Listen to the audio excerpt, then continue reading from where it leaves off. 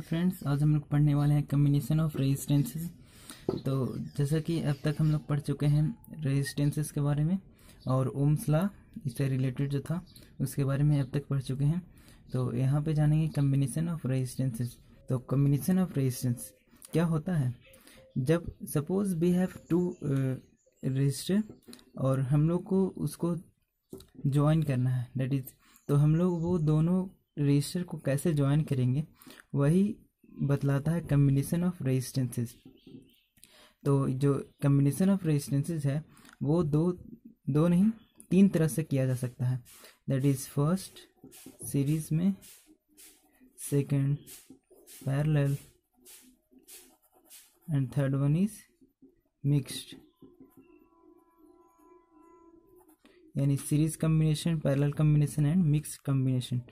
Mix combination वैसा combination होता है जिसमें सीरीज और पैरेलल दोनों का हम लोग देखते हैं। दोनों कम्बिनेशन जो होता है वो मिक्स कम्बिनेशन। नाउ आगे बढ़ने से पहले हम लोग कुछ थिंग्स है उसको नोट कर लेते हैं, इम्पोर्टेंट थिंग्स। दैट इज, जो सीरीज और पैरेलल ये दोनों में कुछ इम्पोर्टेंट थिंग्स है।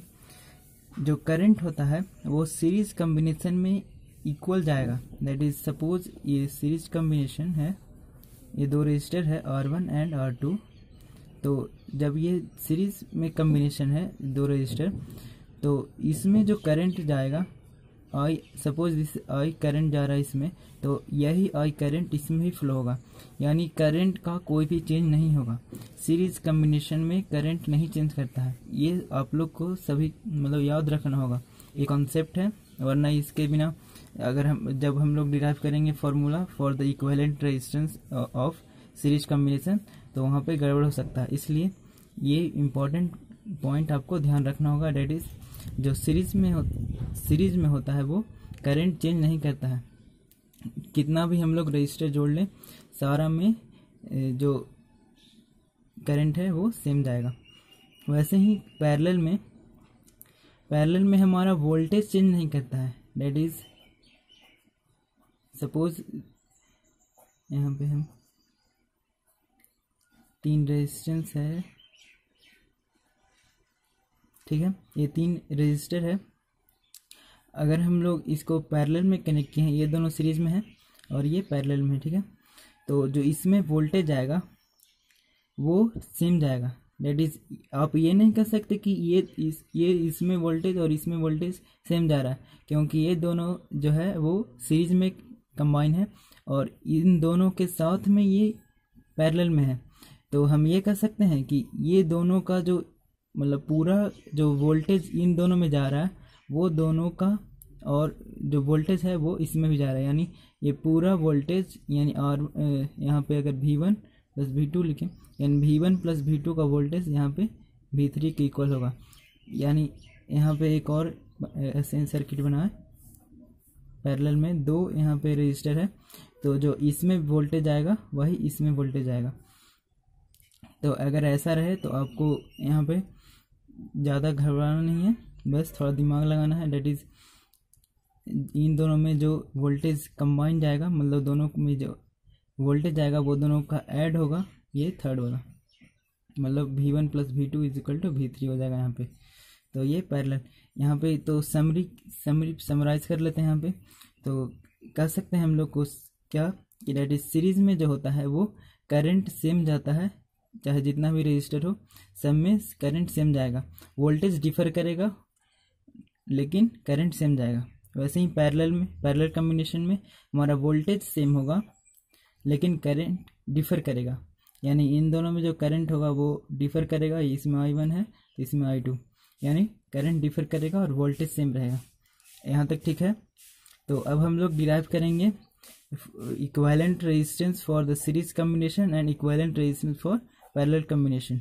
और जब इन दोनों का हम लोग डिराइव कर लेंगे formula for the equivalent resistance, तो उन दोनों को अगर हम ऐड करेंगे तो हमारा मिक्स्ड कम्बिनेशन यहाँ पे निकल जाएगा। मतलब कि सीरीज में अगर वैसा रहा तब सीरीज और पैरेलल दोनों का कम्बिनेशन है, तो हम लोग यहाँ पे दोनों को ऐड करके मिक्स्ड कम्बिनेशन निकाल लेंगे। तो लेट्स स्टार्ट। हम लोग पहले कम्बिनेशन जो equivalent resistance in series combination निकालते हैं। और यहाँ पे हमने एक सर्किट डायग्राम यहाँ पे ड्रा किया है, जहाँ पे दो यहाँ पे रजिस्टर है R1 और R2, यहाँ पे वोल्टेज भी से कनेक्ट है और यहाँ पे एक की है। ठीक है, यहाँ तक सब कुछ समझ में आ रहा है। तो अब हम लोग इसका देखते हैं क्या करना है, कैसे हम लोग इसका equivalent resistance for series combination निकालेंगे। तो जैसा कि हमने बताया आपको कि जो सीरीज कॉम्बिनेशन में करंट सेम जाता है, तो यहाँ पे जो करंट होगा वो सपोज आई जा रहा है तो यहाँ पे भी आई जाएगा, और वोल्टेज डिफर करेगा, यानी यहाँ पे अगर V1 जा रहा है तो यहाँ पे V2 जा रहा है। तो अब हम लोग को ये ध्यान रखना है, डेट इज ओम्स लॉ, यहाँ पे most important that is Ohm's law. Ohm's law के अकॉर्डिंग हम जो equivalent resistance in series combination और फिर जो निकालेंगे equivalent resistance in parallel combination, वो दोनों में ये बहुत रोल निभाएगा। डेट इज उसी के बेसिस पे हमारा पूरा जो फार्मूला निकलेगा वो होगा। तो ओम्स लॉ के अकॉर्डिंग क्या है, according to Ohm's law that is V is equal to IR, ये हमारा ओम्स लॉ है। ठीक है, तो इसको हम लोग बेसिस मानेंगे। अब हम लोग आगे देखते हैं क्या कैसे कैसे होता है। तो जैसे कि हमने बताया डेट इज यहाँ पे वोल्टेज दोनों में डिफर है, यानी हम लिख सकते हैं V जो पूरा वोल्टेज आ रहा है वो दोनों में डिवाइड हो रहा है, यानी V ये जो पूरा वोल्टेज है यानी यहाँ से जो जा रहा है वो दोनों में डिवाइड हो जा रहा है, यानी V is equal to V1 plus V2। ठीक है, और अब देखिए अब हम लोग सबका अलग अलग लिखते हैं, मतलब according to Ohm's law V1 is equal to क्या होगा और V2 इज इक्वल टू क्या होगा। तो V1 इज इक्वल टू क्या होगा, यानी वोल्टेज इज इक्वल टू यहाँ पे एक करंट और रेजिस्टेंस, यानी करंट तो सेम है यानी I, इसमें हुई होगा करंट, और इसका रेजिस्टेंस फॉर V1 के लिए निकाल रहे हैं, यानी रजिस्टर 1 के लिए निकाल रहे हैं तो IR1, और वैसे ही V2 is equal to IR2, current तो सेम ही है तो वैसे ही V2 is equal to IR2।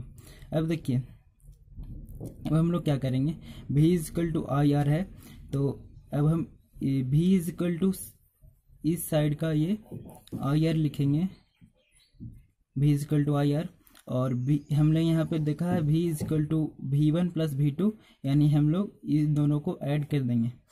तो वही बात हुआ, that is V is equal to IR लिखें, और V के जगह पे हम लोग ये डायरेक्ट V ना लिख करके ये दोनों को ऐड कर दें, दैट इज वही बात हुआ ना, V1 is equal to V1 plus V2, यानी IR1 प्लस IR2, यानी लिखेंगे हम लोग IR1 प्लस IR2। यहाँ तक सबको क्लियर है।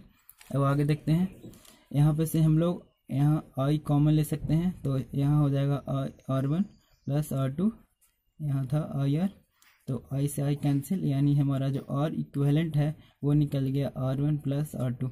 ये हमारा फार्मूला है किसका, equivalent resistance in series combination. तो जब भी अगर सर्किट में सीरीज में कोई भी रेजिस्टर अगर जुड़ा हुआ है तो हम लोग डायरेक्टली उन दोनों रेजिस्टेंस को ऐड कर देते हैं। यहाँ से क्या पता चला, यही ना कि that is R1 plus R2, direct उसको ऐड कर देते हैं।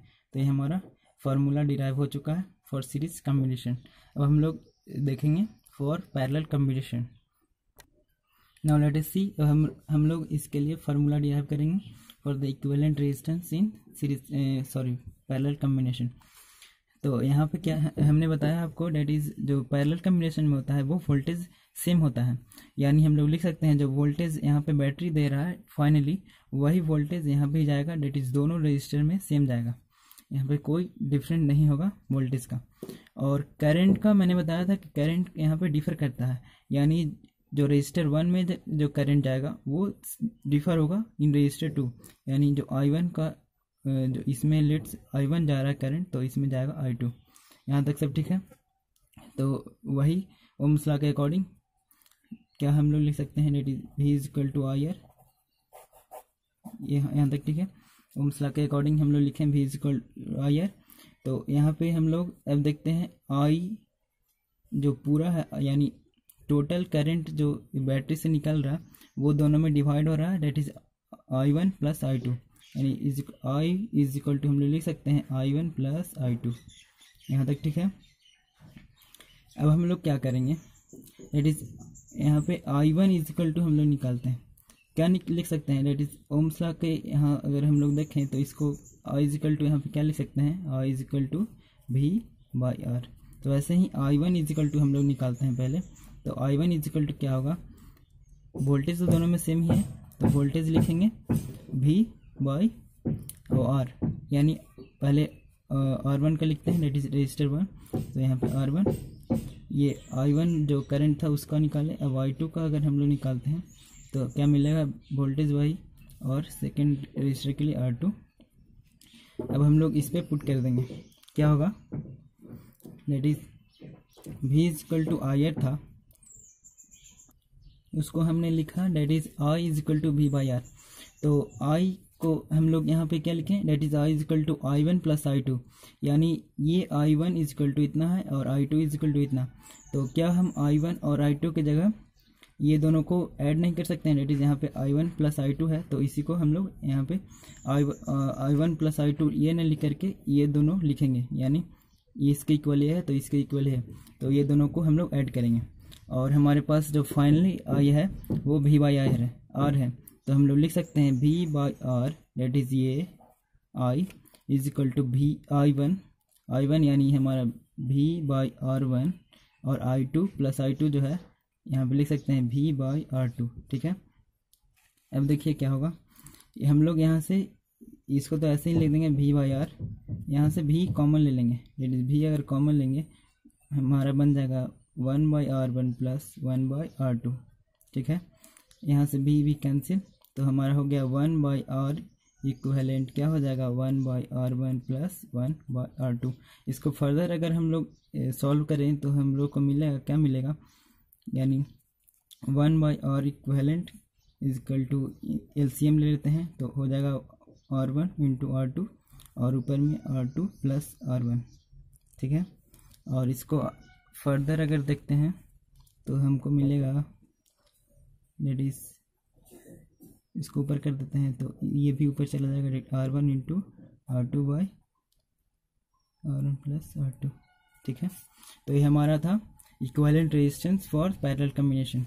तो ये तो था हमारा जो फार्मूला पूरी तरह से देख लिए हम लोग सीरीज कॉम्बिनेशन और पैरेलल कॉम्बिनेशन। तो अगले वीडियो में हम लोग बात करेंगे इसके से जुड़ा हुआ जो न्यूमेरिकल है उसको सॉल्व करेंगे, कैसे सर्किट्स में डिफरेंट जो मिक्स्ड कॉम्बिनेशन दे दिया जाता है और तरह तरह से उसको सॉल्व करना रहता है। तो जब तक के लिए थैंक यू।